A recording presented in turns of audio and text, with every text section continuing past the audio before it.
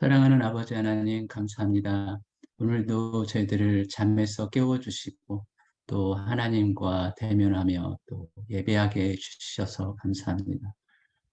이 시간 저희들의 허물을 사하여 주시고, 하나님께서 기뻐하시고 받으시는 경건의 시간, 은혜의 시간 되게 하여 주시옵소서.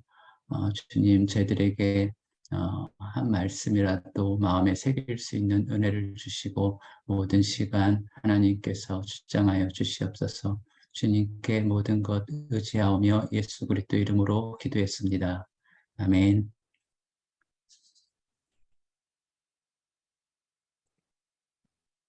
어, 오늘 찬송 324장 찬송하겠습니다. 예수 나를 오라 하네. 통일 찬송가 360장입니다. 예수 나를 오라 하네 찬송하겠습니다. 예수 나를 오라 하네. 예수 나를 오라 하네. 어디든지 주 따라 주와 같이 가려네. 주의 인도하심 따라 주의 인도하심 따라 어디든지 주를 따라 주와 같이 가려네. 겟세마네 동산까지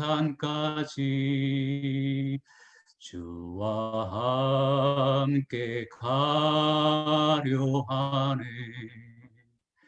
피땀 흘린 동산까지 주와 함께 가려네. 주의 인도하심 따라 주의 인도하심 따라 어디든지 주를 따라 주와 같이 가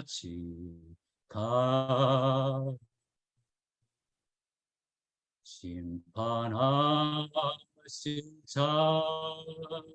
자리까지 주와 함께 가려 하네. 심판하실 자리까지 주와 함께 가려네. 주의 인도하심 따라 주의 인도하심 따라 어디든지 주를 따라 주와 같이 가려네. 주가 크신 은혜 내려 나를 항상 돌보시고 크신 영광 보여주며 나와 함께 가시네. 주의 인도하심 따라 주의 인도하심 따라 어디든지 주를 따라 주와 같이 가려네. 아멘. 항상 우리가 함께 주님과 걸어가길 원합니다. 이 시간도 하나님께서 주장하시길 원하면서 오늘 말씀은 사무엘하 5장 11절에서 25절 말씀입니다. 사무엘하 5장 11절에서 25절 말씀입니다. 우리 함께 읽겠습니다. 두루왕 히람이 다윗에게 사절들과 백향목과 목수와 석수를 보내매 그들이 다윗을 위하여 집을 지으니 다윗이 여호와께서 자기를 세우사 이스라엘 왕으로 삼으신 것과 그의 백성 이스라엘을 위하여 그 나라를 높이신 것을 알았더라. 다윗이 헤브론에서 올라온 후에 예루살렘에서 처첩들을 더 주었으므로 아들과 딸들이 또 다윗에게서 나니 예루살렘에서 그에게서 난 자들의 이름은 삼무아와 소밥과 나단과 솔로몬과 이팔과 엘리수아와 네벡과 야비아와 엘리사마와 엘리아다와 엘리벨렛이었더라. 이스라엘이 다윗에게 기름을 부어 이스라엘 왕으로 삼았다 함을 블레셋 사람들이 듣고 블레셋 사람들이 다윗을 찾으러 다 올라오매 다윗이 듣고 요새로 나아가니라. 블레셋 사람들이 이미 이르러 르바임 골짜기에 가득한지라. 다윗이 여호와께 여쭈어 이르되 내가 블레셋 사람들에게로 올라가리까? 여호와께서 그들을 내 손에 넘기시겠나이까 하니 여호와께서 다윗에게 말씀하시되 올라가라. 내가 반드시 블레셋 사람을 내 손에 넘기리라 하신지라. 다윗이 바알 브라심에 이르러 거기서 그들을 치고 다윗이 말하되 여호와께서 물을 흩음같이 내 앞에서 내 대적들을 흩으셨다 하므로 그곳 이름을 바알 브라심이라 부르니라. 거기서 블레셋 사람들이 그들의 우상을 버렸으므로 다윗과 그의 부하들이 치우니라.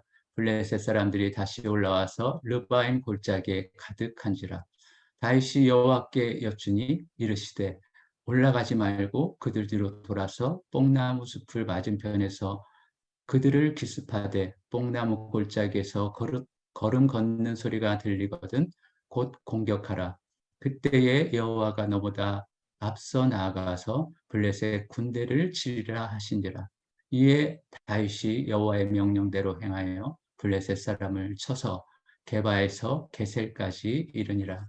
아멘. 네. 오늘 말씀의 배경은 다윗이 헤브론에서 다윗성을 점령한 후 다윗성에 머물 때에 다윗의 상황과 블레셋과의 전쟁에 관한 내용입니다. 다윗은 헤브론에서 7년여 동안 유다를 다스리는 왕이 되었습니다. 이제 사울의 아들 이스보셋과 그를 따르던 무리들이 소멸됨으로 사울을 따르던 이스라엘은 다윗에게 나와 그를 왕으로 섬기게 되었습니다. 우리가 글로 읽거나 말로 한 사람의 인생을 표현할 때 그가 당했던 시간과 고생을 우리는 이해한다고 하지만 사실 어떻게 그 깊은 것까지 이해하고 공감할 수 있을까요? 다윗에게 찾아온 오늘 본문의 이 시간을 우리가 맞이했다면 우리는 어떠했을까 생각해 보게 됩니다. 헤브론에서 7년은 어찌 보면 그다지 짧은 시간은 아니었습니다. 다윗이 가는 지금 이 길은 다윗이 원해서 가는 길은 아닙니다. 그가 목표로 하던 것이 아니고 왕이 되겠다고 꿈을 꾼 것도 아니었습니다. 그런데 이 자리에 와 있습니다. 다윗의 인생에서 목동의 그 시절은 다윗에게 있어 아름답고 평안한 시절이 아니었을까 생각합니다. 그런데 하나님께서 그를 왕으로 부르신 순간 그는 모진 고난을 당해야 했습니다. 사울에게 쫓겨 죽을 고비를 넘겨야 했습니다. 험난한 시간을 견뎌야 했습니다. 하지만 다윗은 어린 목동의 시절이나 사무엘로부터 기름 기름 부음을 받은 이후 찾아온 그 고난의 시간이나 또 지금 왕으로서의 삶을 살 때에도 다윗은 하나님을 향한 그 마음이 변하지 않았습니다. 하나님에 대한 태도와 존중, 그리고 하나님과 자신의 관계나 그 위치가 변하지 않았습니다. 오늘 말씀에서는 그러한 다윗의 신실한 모습과 그러한 다윗을 보살피시고 돌보시는 하나님의 말씀이 숨어 있습니다. 이 말씀을 통해 하나님의 지극한 사랑을 알고 그 신실함과 무엇이든지 가능하신, 전능하신 분을 만나기를 원합니다. 하나님께서는 어떤 일들을 하고 계실까요? 먼저 11절 말씀에서 하나님의 손길을 느낄 수 있습니다. 다윗에게 그 궁궐을 지어주게 하셨습니다. 11절 전체를 읽으면 마치 히람이 다윗의 궁궐을 지어주었다고 이해할 수 있습니다. 하지만 오늘 말씀에서 다윗의 고백처럼 왕으로 세우신 분이 하나님이시며 궁궐을 지어주시는 분은 바로 하나님이심을 깨달을 수 있습니다. 또 13절에서 하나님의 일하심을 볼 수 있습니다. 다윗은 헤브론에서 떠나온 뒤에 예루살렘에서 더 많은 후궁과 아내들을 맞아들여서 또 자녀를 낳았다. 여기서 하나님이 부어주고 계신 말씀을 찾는다면 자녀를 낳았다입니다. 요즘은 자녀를 키우는 것이 짐처럼 느껴져서 낳기를 꺼려하지만 우리 믿는 자들의 입장에서는 자녀는 축복입니다. 말씀 안에서 축복임을 분명 알 수 있습니다. 시편 127편 말씀에 보라 자식들은 여호와의 기업이요 태의 열매는 그의 상급이로다라고 말씀하고 계십니다. 처첩을 많이 두었다는 부분에서 우리는 의문이 듭니다. 이것이 하나님의 뜻과 다른데 이 부분을 어떻게 우리가 보아야 할까요? 지난주 말씀에서 나왔던 것처럼 헤브론에서도 처첩과 자녀들을 많이 두었는데 여기서도 또 말씀을 또 해주고 계십니다. 이 부분은 다윗의 연약한 부분이라고 할 수 있습니다. 우리 모두에게도 이렇게 연약한 부분이 있듯이 다윗에게 연약한 부분이 아니었을까 합니다. 하지만 여기서 중요하게 여겨볼 부분은 다윗이 변하지 않았다는 것입니다. 솔로몬처럼 이방 여인들로 인해서 우상들에게 마음이 뺏기거나 이방 신들을 섬기는 처첩들에게 끌려가지 않았다는 것입니다. 또 오늘 본문에서 하나님께서 일하고 계시다라고 깨달아지는 말씀은 17절 말씀입니다. 다윗이 기름 부음을 받아 이스라엘의 왕이 되었다는 소식을 블레셋 사람이 듣고, 이 말씀을 볼 때 블레셋 사람들이 이스라엘 왕이 되었다는 소식을 들었는데 굳이 다윗이 기름 부음을 받아라고 하신 이유는 너희가 위대하게 생각하는, 그래서 닮고 싶어하는 그 다윗은 하나님 당신이 세웠다라고 말씀하고자 하심이 아닐까 합니다.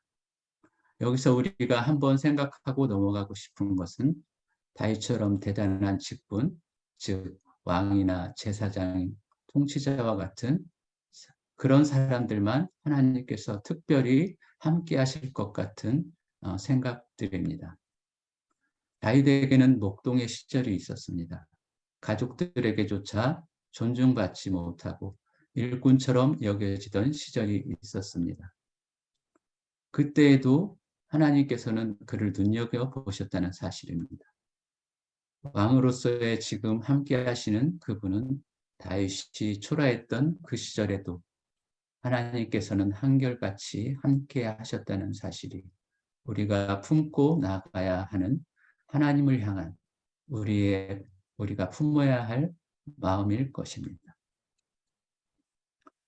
또 오늘 말씀 가운데 우리가 하나님의 존재를 깨닫기 원하신다고 알 수 있는 말씀은 19절 주님께서 다윗에게 대답하셨다입니다. 우리가 섬기는 하나님이 좋은 이유가 무엇입니까? 인격적인 하나님이라는 사실입니다. 받기만 좋아하는 사람들로부터 섬김 받기만 좋아하는 신이 아니라 매일같이 한 공간 안에서 부딪히며 살아가는 아버지와 자녀들과 같이 함께 하시는 하나님은 그런 분이라는 사실입니다. 내가 말할 때 반응하시고 내가 고민을 말할 때에 귀 기울여 들어주시고 어떤 문제에 부딪힐 때에 함께 해결해 주시는 실제적인 분이라는 것입니다. 이렇듯 하나님께서는 다윗을 책임지시는 분이셨습니다. 어찌 보면 하나님은 다윗과 함께 일하시면서 신이 나신 것 같습니다. 다윗을 바라 자랑하고 계시는 것 같습니다. 자신의 백성으로 삼은 이스라엘 백성들은 하나같이 마음이 떠나고 하나님을 제대로 섬기지 않는데 그 중에서 다윗과 같은 아들을 만나셔서 너무 좋으신 것 같습니다. 그러니까 블레셋과 싸울 때에 내가 앞장설 테니 너는 따라오너라 하고 말씀하십니다. 비록 오늘 본문 말씀의 중간에 첩첩을 많이 두는 좀 말씀과는 거리가 있는 다윗의 그 연약함이 있었지만 다윗의 한결같은 모습에 하나님은 그의 허물을 어, 용납하시고 계십니다. 이 부분이 또한 우리가 받은 은혜일 것입니다. 허물 많은 우리도 내치지 않으시고 용납하시는 십자가의 용서를 허락하신 하나님의 사랑을 깨달을 수 있습니다. 그렇다면 이렇게 하나님께서 함께 하실 때 다윗의 태도는 어떠했는지 보겠습니다. 11절에 다윗 왕 히람이 다윗을 위해 집을 지어 주었습니다. 그때 다윗은 그것을 당연하게 여기지 않았습니다. 이 시기는 다윗이 한창 잘 나가던 때였습니다. 한마디로 승승장구하던 시절이었습니다. 사람이 잘 나가면 어깨에 힘이 들어갑니다. 우쭐한 마음이 들기도 하는데 우리에게 잘 나간다고 말한다면 그럼 그것은 무엇이 있을까요? 자녀가 좋은 대학에 진학하거나 좋은 직장에 들어가는 것, 또 내가 돈을 많이 벌거나 높은 지위에 오르는 것.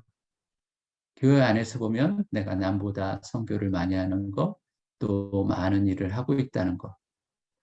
아무튼 잘 나간다는 의미는 개인에 따라 다를 수 있겠지만 어찌되었든 다윗의 모습을 보면 또 12절에 보면 자신에게 일어난 모든 일이 하나님께로부터 왔다는 것을 알았다고 했습니다.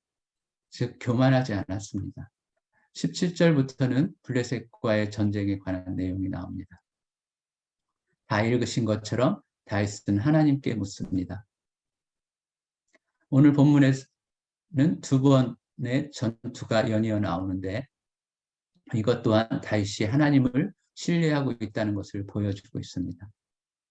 다윗은 한 번 이겼다고 마음이 높아지지 않았습니다. 과거에도 많은 전투 경험이 있었지만 다윗은 한결같이 자신의 경험과 지략이 아닌 하나님을 의지합니다. 히람이 자신의 집을 지어주는 것이 하나님께서 하신 일이라는 것을 알았던 것처럼 블레셋이 쳐들어와서 전쟁을 하게 되는 것도 하나님의 계획하심이라는 것을 다윗은 알고 있었기 때문입니다. 21절에 보면 첫 번째 전투에서 패한 블레셋 사람들이 우상을 버렸다는 내용이 나옵니다. 이것은 하나님께서 자신을 나타내시는 방법입니다. 블레셋이 의지했던 우상들은 아무 쓸모가 없었지만 하나님께서는 살아계셔서 친히 앞장서 주시는 분이시라는 것을 말씀해 주고 계십니다. 하나님을 인정하고 의지하는 백성을 하나님께서는 외면하지 않으신다는 것을 말씀해 주고 계십니다. 오늘 말씀을 전체적으로 정리해 보면 그 내용은 하나님께서 다윗에게 주신 복들을 나열하고 있습니다. 집을 지어주시고 많은 자녀를 얻게 되고 전쟁에서 승리하는 모든 면에서 형통한 다윗의 삶을 보여주고 있습니다. 이렇게 복을 받고 형통할 때 다윗은 변하지 않는 한결같은 모습으로 하나님께 영광 올려드리는 모습을 볼 수 있습니다. 그런데 오늘 말씀에서 놓치지 말아야 하는 것이 있습니다. 하나님께서는 다윗에게 왜 이렇게 많은 복을 주시고 다윗의 일을 왜 이렇게 적극적으로 도와주실까요? 그것은 다윗이 하는 일들이 다윗의 일이 아니라는 사실입니다. 다윗이 언제 왕이 되었다고 했습니까? 왕궁을 짓겠다고 했습니까? 처첩을 많이 두고 자녀를 많이 두고 싶다고 했습니까? 적군을 무찌르는 위대한 장수가 되겠다고 했습니까? 아닙니다. 이 모든 일의 시작은 하나님이시고 다윗의 이 길은 하나님이 원하시는 길이기 때문에 하나님께서는 이렇게 열심히 다윗을 이끌어가고 계시는 것입니다. 하나님께서는 자신의 백성을 이끌어갈 하나님 앞에 세워갈 목자가 필요하셔서 찾으신 사람이 바로 다윗이기 때문입니다. 나는 지금 무엇을 위해 살고 있습니까? 나는 누구를 위한 삶을 살고 있습니까? 나는 하나님을 얼마나 존중하며 살고 있을까요? 기도하겠습니다. 사랑의 아버지 하나님 감사합니다. 우리가 항상 입술로는 고백합니다.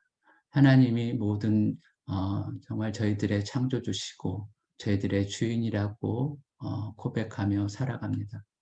하지만 저희들이 늘 망각합니다. 그것이 저희들의 어리석음이고 지혜 없음임을 저희들 압니다. 저희들이 세상에 휩쓸려 살 때에 저희들이 하나님을 떠나고 또 하나님의 마음을 아프게 하는 그런 말과 행동, 그런 열매 맺지 못하는 것들을 하나님께서 아십니다. 그것을 또한 인정하시고 용납해 주시고 허물을 사해 주시는 분이 하나님이시라는 것을 저희들 알기에 또한 믿기에 저희들이 오늘 또 살아갈 수 있습니다. 그런 하나님, 능력의 하나님, 은혜의 하나님, 오늘도 저희들을 붙들어 주셔서 좌로나 우로나 저희들을 치우치지 않게 해주시고 하나님께서 저희를 통하여 정말 영광 받으시고 기뻐하시는 그런 삶을 살아갈 수 있도록 저희들에게 성령을 부어주셔서 충만케 하여 주시옵소서. 지혜로 더하여 주시고 말씀으로 저희들을 이끌어 주시옵소서. 저희 소망교회를 더욱더 부흥케 하여 주시고 더욱더 성숙케 하여 주시사 정말 하나님의 뜻을 이루어가는 교회 되게 하시고 또 거룩한 성전으로 세워지어가는 모든 성도들의 삶이 되게 하여 주시옵소서. 모든 가정을 축복하시고 다윗에게 주셨던 그 형통함이 또한 우리 가정 가운데도 허락하여 주시옵소서. 모든 것 주님께 의지하오며 예수 그리스도 이름으로 기도했습니다. 아멘.